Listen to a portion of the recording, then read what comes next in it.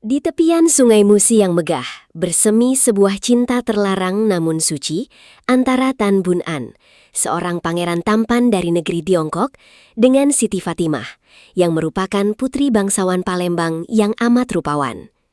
Cintanya begitu besar, hingga sang pangeran bersedia memenuhi syarat mahar yang berat berupa 9 guci berisi emas murni.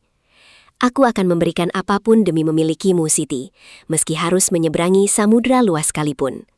Ucap Tan Bun An dengan penuh keyakinan sambil menggenggam tangan sang putri. Siti Fatimah hanya bisa tersenyum haru sambil berbisik lembut.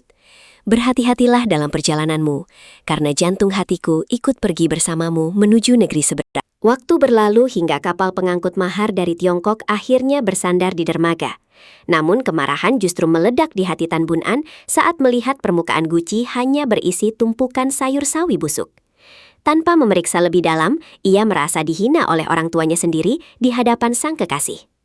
Beraninya mereka mengirimkan sampah busuk ini sebagai mahar untuk putri secantik dirimu, teriak Tan Bun An dengan wajah memerah penuh amarah, sambil mulai melemparkan guci-guci itu ke dasar sungai satu persatu. Siti Fatimah mencoba menenangkan emosinya. Tunggu dulu suamiku, periksalah sekali lagi dengan teliti sebelum kemarahan membutakan mata hatimu yang tenang itu. Betapa hancurnya hati Tan Bun An saat guci terakhir pecah dan memperlihatkan bongkahan emas murni yang sengaja disembunyikan di bawah lapisan sayur, agar terhindar dari perompak laut.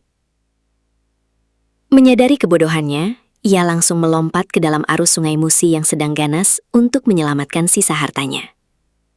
Emas itu ada di dasar guci. Aku harus membuktikan pada ayahmu bahwa aku tidak main-main, Siti. Teriaknya dari permukaan air, sebelum kembali menyelam ke dalam kegelapan.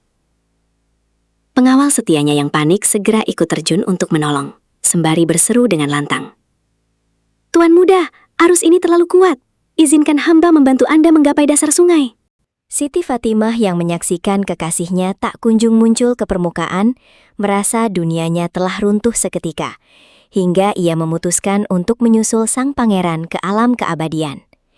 Jika sungai ini mengambil nyawamu, maka ia harus mengambil nyawaku juga. Biarlah dunia tahu bahwa cinta kita melampaui segala harta. Rintih Siti Fatimah sebelum melompat ke tengah pusaran air. Sebelum menghilang, ia bersumpah, jika kelak muncul gundukan tanah di tempat itu, maka itulah bukti cinta suci mereka yang tidak akan pernah padam oleh waktu.